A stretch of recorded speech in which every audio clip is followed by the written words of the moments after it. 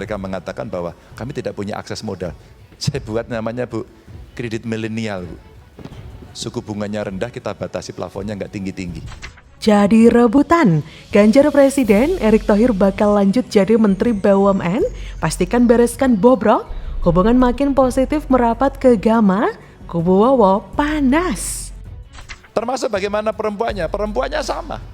Akhirnya ada perbankan waktu itu kalau nggak salah BNI sama Mandiri yang melatih. Saya bilang latihlah dia manajemen keuangan. Terus nanti di daerah itu kami yang mengerjakan. Keluarganya itu istrimu lagi kerja di luar, nanti dia balik dia investornya. Yang dilatih keterampilannya kamu. Nah beberapa produk mereka kita yang beli off takernya pemerintah Bu. Oke, jadi demand side lagi dia. Lagi. Yang harus dilakukan. Halo, selamat datang di channel Redaksi Jurnal bersama JJ. Menteri Badan Usaha Milik Negara BUMN Erick Thohir merespon tanggapan Capres pada Pilpres 2024 Ganjar Pranowo yang mengomentari nasib perusahaan BUMN karya di era Presiden Joko Widodo. Erick menjelaskan saat ini perusahaan plat merah di sektor karya banyak yang mendapat penugasan. Selain itu, dirinya juga baru menjabat sebagai Menteri BUMN selama 4 tahun dan berkomitmen akan terus melakukan perbaikan juga penyehatan kembali BUMN dalam kondisi sakit. Menurutnya, pernyataan yang dilontarkan oleh Ganjar bukanlah sesuatu yang negatif, justru positif. Ganjar hanya ingin BUMN di sektor karya bisa menjadi lebih baik ke depannya. Erick menuturkan, pihaknya akan terus melakukan perbaikan seperti penugasan pemerintah dalam pembangunan jalan tol agar lebih visible dan transparan. Erick menegaskan penugasan dalam pembangunan infrastruktur memang memerlukan waktu yang tidak sebentar, bahkan memakan waktu sekitar 6 hingga 8 tahun. Erick pun positif menambahkan, pihaknya terbuka dengan saran dan kritikan dari berbagai pihak termasuk para capres yang akan maju di Pilpres 2024. Erick mencoba meyakinkan kepada para calon presiden bahwa dalam 4 tahun terakhir BUMN menuju ke arah yang sangat bagus. Nah, sebelumnya, Ganjar memang mengatakan sudah banyak BUMN karya yang bangkrut karena pembangunan infrastruktur. Menurut Ganjar, hal ini juga terjadi karena semua proyek dipegang oleh pelat merah. Alhasil, ada sejumlah pihak yang bermain. Pun saat ini perusahaan BUMN banyak yang mengandalkan jaring pengaman APBN. Sebagaimana diketahui, saat terjadi masalah pemerintah kemudian menyuntik modal, Ganjar pun menyindir bahwa BUMN yang merugi tidak bisa mendapatkan sanksi. Oleh karena itu, menurut Ganjar, nantinya dia akan mengkaji perusahaan-perusahaan BUMN karya. Dalam hal itu akan mengandalkan pasangannya di Pilpres 2024 nanti, Mahfud MD. Melihat kritikan Ganjar kepada BUMN dan tanggapan Erick Thohir yang begitu legowo dan positif, sepertinya akan ada rencana yang sangat serius di 2024 nanti ya. Ada kemungkinan nih, Ganjar akan menggunakan Erick Thohir lagi di 2024 untuk menjadi Menteri BUMN jika nanti terpilih menjadi Presiden. Dan tentunya Erick bakal masuk ke TPN Ganjar. Kabar-kabarnya nih, sosok Erick Thohir dinilai mampu membawa dampak positif besar secara elektoral karena tegas dan gak banyak kompromi. Salah satu perusahaan milik BUMN yang langsung merasakan tangan besi Erick Thohir adalah Garuda Indonesia. Oknum di rut yang selama ini leluasa berbuat semau-maunya di maskapai penerbangan negara itu tanpa ampun disikat habis. Tak cukup sampai di situ, Erick bertekad akan membenahi dan membersihkan lembaga ini sehingga benar-benar sehat. Salah satunya adalah membubarkan sejumlah anak perusahaan di BUMN yang tidak jelas cuntrungannya. Keberaniannya mengangkat Ahok atau Basuki Cahayapurnama yang kebetulan juga menjadi pendukung Ganjar untuk jadi komisaris utama PT Pertamina juga sangat layak mendapatkan apresiasi besar. Ini sekaligus menjadi salah satu nilai tambah dari seorang Erick Thohir yang tidak mau berkompromi dengan oknum-oknum atau pihak-pihak yang ingin memaksakan kemauannya di negeri ini. Itulah sekilas kinerja dari seorang Erick Thohir yang bekerja dengan totalitas tinggi untuk negara. Semoga saja putra-putri terbaik bangsa yang sejauh ini telah memperlihatkan kinerja hebat dan tanggung jawab besar yang luar biasa mendapatkan dukungan dari seluruh elemen bangsa untuk membawa negeri ini ke arah yang benar. Jadi, jika Erick nanti masuk ke TPN Ganjar, maka kekuatan birokrasi bangsa ini akan lebih terjamin ke arah positif.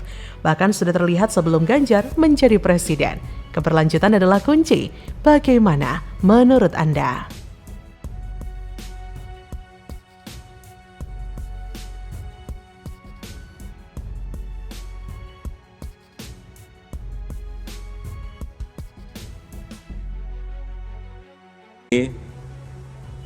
Yang kita lihat adalah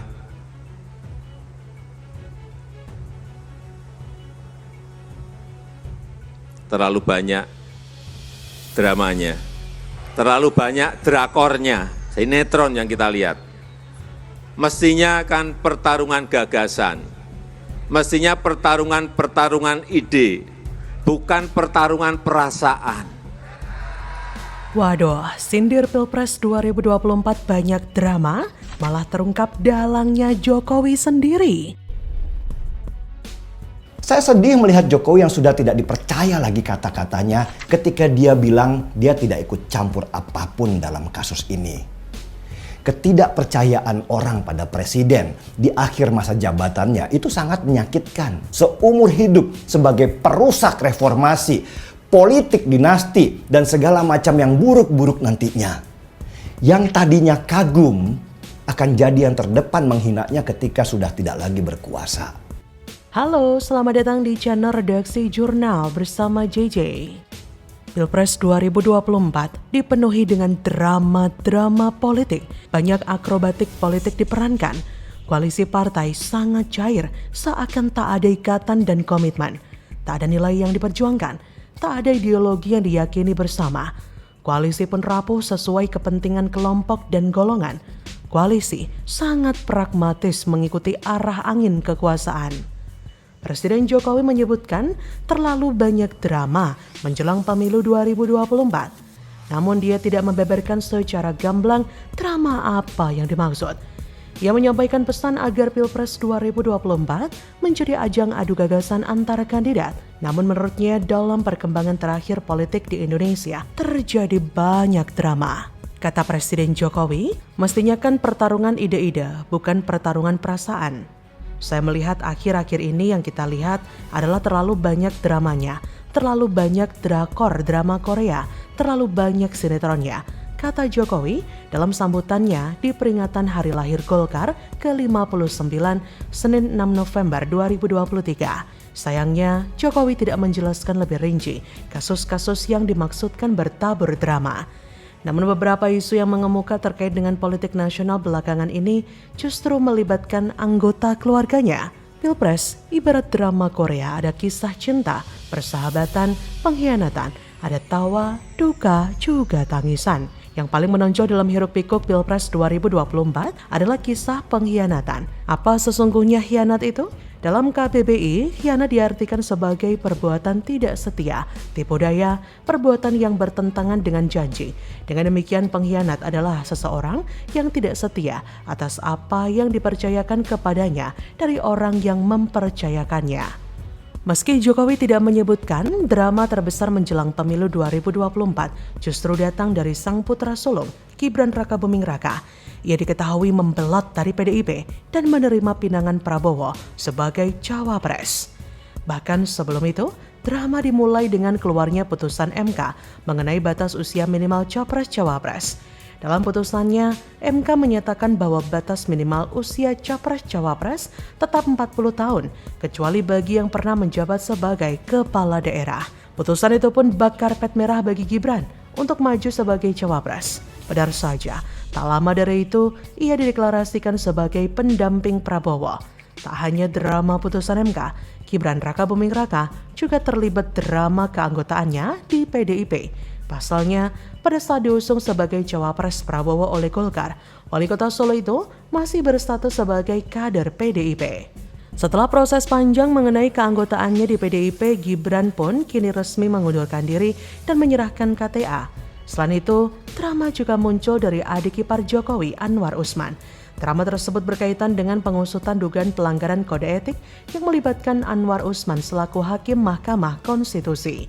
Anwar Usman diperiksa Majelis Kehormatan MK menyusul laporan dugaan konflik kepentingan setelah MK memutuskan syarat capres-cawapres boleh di bawah usia 40 tahun selama memiliki pengalaman sebagai kepala daerah. Dengan demikian, keputusan ini menjadi pintu masuk bagi keponakannya, yaitu Gibran, untuk memperoleh tiket bakal cawapres mendampingi Prabowo. Isu politik lainnya adalah pengakuan Sekjen PDIP Hasto Kristianto bahwa Gibran telah dikuningkan. Hal itu merujuk sudah dipinang Partai Golkar menjadi kader baju kuning. Ia menjadi magnet di mata publik, terutama kalangan anak muda. Ia menjadi idola banyak orang, tapi sayang usianya masih belia, belum cukup untuk menjadi capres. Banyak pihak yang yakin apabila ia jadi capres, pasti menang satu putaran sekalipun dia dipasangkan dengan sandal jepit butut. Atas dasar itulah para pihak yang tidak percaya diri dengan elektabilitas capresnya ngotot dan mati-matian berusaha agar Gibran dibolehkan jadi cawapres. Meskipun untuk itu, undang-undang tentang syarat jadi cawapres harus diobok-obok dari 40 tahun minimal menjadi 35 tahun. Para pihak itu sudah mengajukan syarat tersebut ke MK, bahkan sejak lama. Tapi kabarnya Alot juga memutuskan hal ini.